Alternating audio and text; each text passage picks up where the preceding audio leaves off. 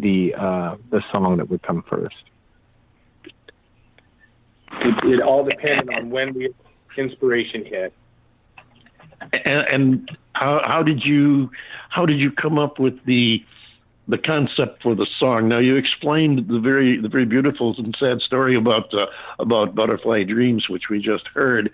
How did you come up with the thematic message of each song? It was all tied into the project itself. So the whole project was a vision that really had multiple layers of expressions. The Native American flute is just such a beautiful instrument, and it's so widely available. And it had a renaissance in the 1980s with Carlos Nakai, who really laid the groundwork for many flutists. And then since that time, we've just had, literally hundreds, if not 1,000 recording artists with the instrument. And for a while, the trend was to try to take it into other genres, and I was part of that trend. I took the flute into rock. Just last year, I won Best Pop Album of the Year for a flute performance on Felipe Rose. So I've done a lot. I've taken that flute into all these different genres, but I see that has been the trend, and there's almost like this.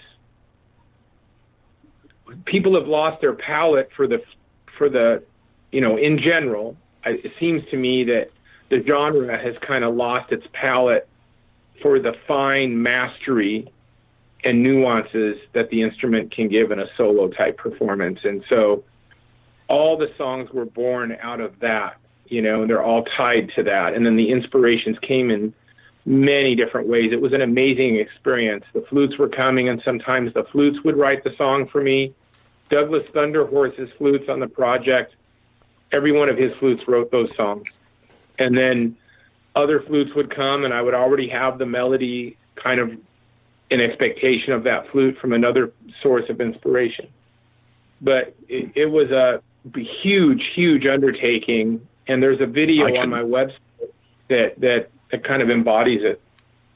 I can imagine it was quite an undertaking. For those of you listeners who aren't aware and may remember the time frame involved, Jan Michael mentioned that he did the flute with Felipe Rose last year, and for those of you who aren't aware, Felipe Rose was the Indian in the Village People, and he has a very colorful story of his own. If you're into the history of the artists, there's another artist whose story you might be interested in looking up. And John Bon Jovial, you look like you have something to say. Well, I'm wondering more than anything else, Jan Michael, if you come up with a concept for a melody, a tune, a song, call it what you will, and you write this down, you're playing this in your head, it sounds great, and then you lay down the track using one of your flutes and you listen back, and then you realize this is not the song, this is not something for a flute. Have you ever had that experience? And if so, what measures did you take?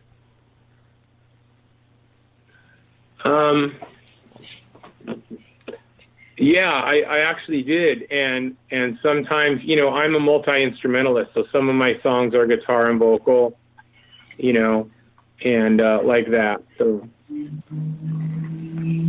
And have you ever done anything where, this isn't going to work out, I don't know why I'm doing this, and then you listen back to it and it's like a eureka moment where you've blown yourself away because you did something you didn't expect to do?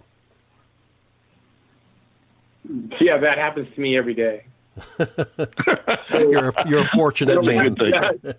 Like that, I'm usually I'm not very confident usually, so I just seem to if I focus on trying to empty my cup and my vessel, and I do that through exercise and having time to meditate and going out and clearing my mind, and once I can do that, when my cup is empty, all the creativity pours in, and then the songs write themselves, and I just sometimes feel like I'm outside looking in, kind of amazed at what just happened. That happens to me a lot.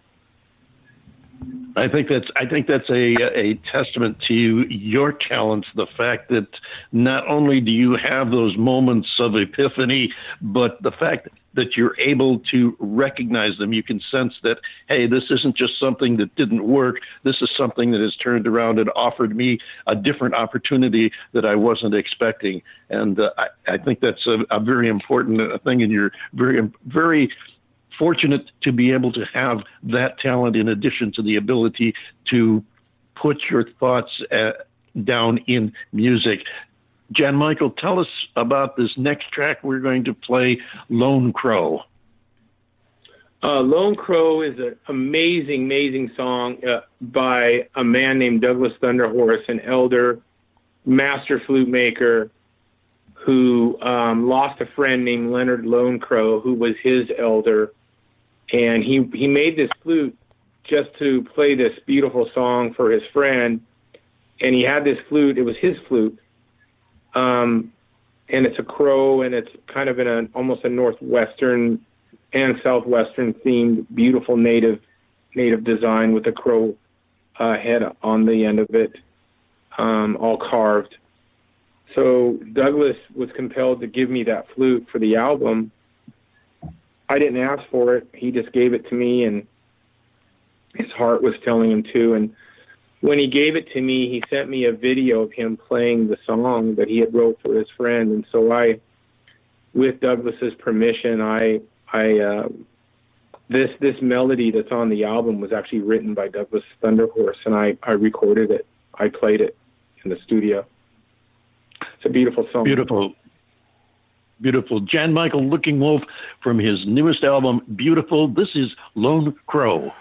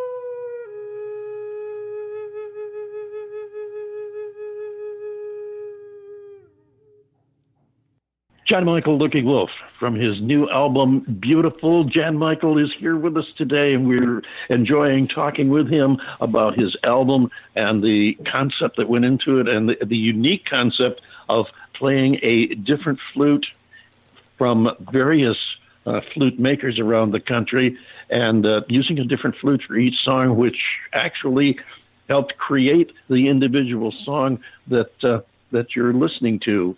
Jan Michael, tell us how you finally put this project together. You mentioned the fact that it's been a rather Herculean effort, that it was a major effort.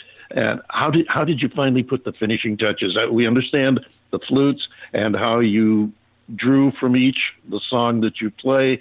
What were the final finishing touches?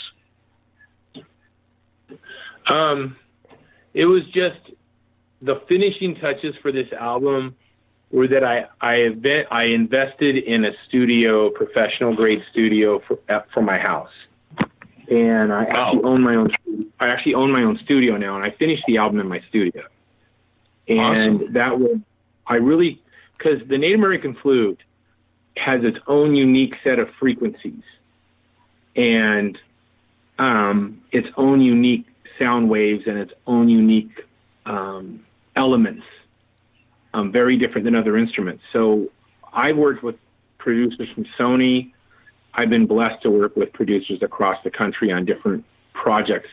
And every single time I do, they have to learn. They have a learning curve about the instrument on how to record it. Understandable. So finally, I was just, really searching for a way to better, for me to have more beauty in my life. And I made a good decision, to put that studio in. And you can hear, out of respect, I won't say which ones they are, but the tracks that I recorded at home, all the tracks on this album are great, but the tracks, technically, but the tracks that I recorded at home are it almost sounds like the flute's right next to you. And so in moving forward, I will be producing myself for my Native American flute-based albums. I'm working on my new one already for next year, and working on a lot of media right now for Beautiful. What really also brought this project together was the video that goes along with the album, which is amazing. There's a video on my website of all the flute makers, because it's really about them. It's about honoring them and bringing attention back to, because without their flutes, we wouldn't be here. I can make a flute, but you wouldn't want to hear it. Well, I can understand that the art of flute making is just exactly that. It's an art, and we appreciate that, as we appreciate you coming here and sharing with us. I'm going to start the final song now so that we have a minute or so to wrap up afterwards, so you can tell people about your site, how they find you online, and also, most importantly, how they can get the album. So if you would, in 30 seconds or so, tell us about this final tune we're going to play, Ancient Winds. Ancient Winds is another rising moon flute. It actually has a 1,000,000-year-old fossil in the wood of the flute. And I shot a music video for Ancient Winds down at the river by where my great-grandfather signed the treaty for the tribe. It really is, it's a contemporary melody, but you'll hear on the second part, I'm playing a